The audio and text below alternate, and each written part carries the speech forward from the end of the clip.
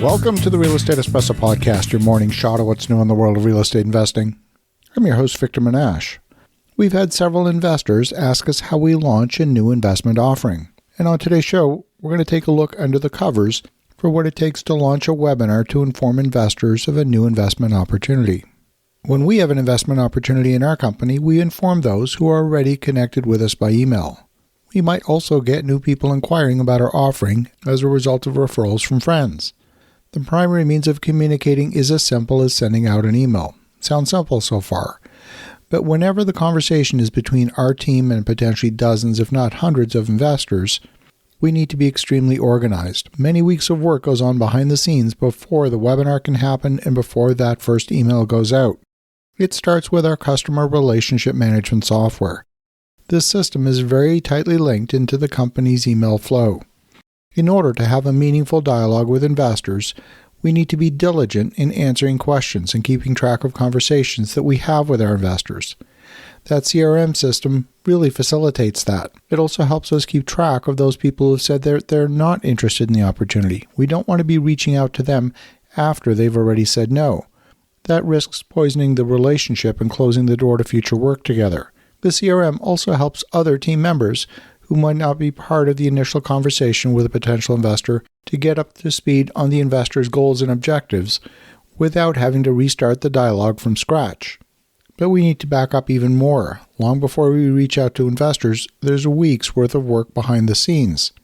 It starts with developing a very detailed financial model of the investment offering, making sure it passes a stress test of numerous different scenarios. After many iterations of review and due diligence on the financial model, we're able to construct an executive summary of the offering.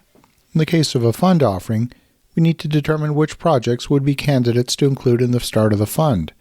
Most obvious choice would be to take existing projects and use those to seed the fund offering, but that could also create a complication. By changing the ownership of those projects from an existing structure into the fund, there could be a negative impact on the existing loans or the loan applications in progress, which would ultimately delay those projects, merely as a result of transferring them into the fund. And so for the most part, we elected to keep those projects separate and out of the fund for that reason. Once we have the executive summary, we use that to engage our team of securities lawyers who do more than simply create a private placement memorandum using a template. They take the time to understand our project, the offering, the investors, and the structure of the sponsor team.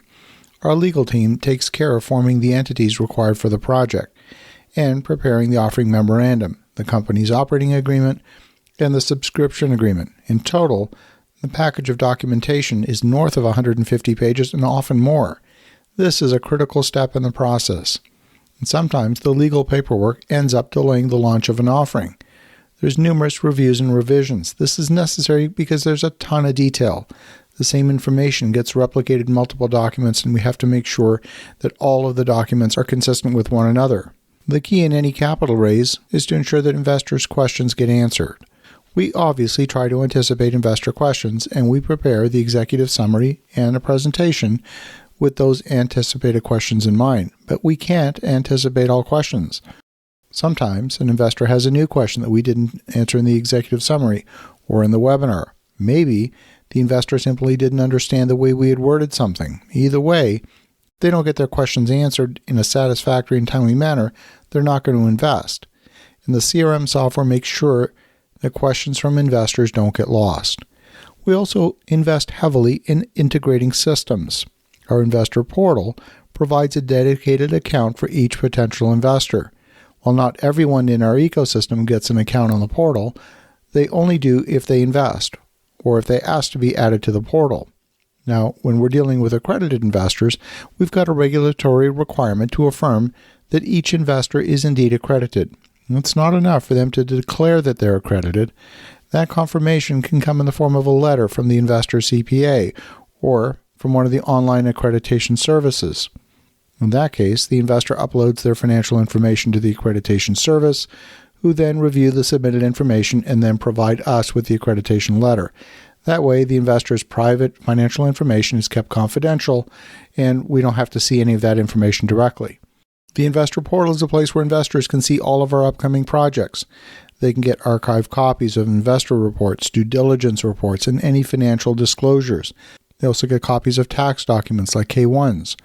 All of these systems get tied together using systems integration. So, for example, when an investor signs a document, we get notification through our internal system so that we can take the appropriate next steps in the process. We integrate the webinar software with our customer relationship manager software so that when someone registers for the webinar, they automatically get added to the customer relationship manager. And that way we can track our communication with that potential investor. But it's not as simple as just adding a new entry in the CRM. What if they were already registered? Now, do you allow a duplicate entry to be added? If there's two entries for the same person, which one do you delete? Do you risk deleting information from past interactions if there's two entries? See, it gets complicated quickly. All of these systems need to be integrated, tested, and made sure to be working. Because we're using off-the-shelf software systems and then integrating them, each one of these integrations needs to be tested and retested. It's also possible that future upgrades to one of those software systems could cause a communication path to another software to stop functioning. And then finally, the presentation gets loaded into the webinar software, and our in-house team completes a thorough review of the slides. All of that work happens behind the scenes before the very first investor joins the webinar. So today shows a little peek under the covers to see how we put together an investment offering. As you think about that, have an awesome rest of your day. Go make some great things happen. We'll talk to you again tomorrow.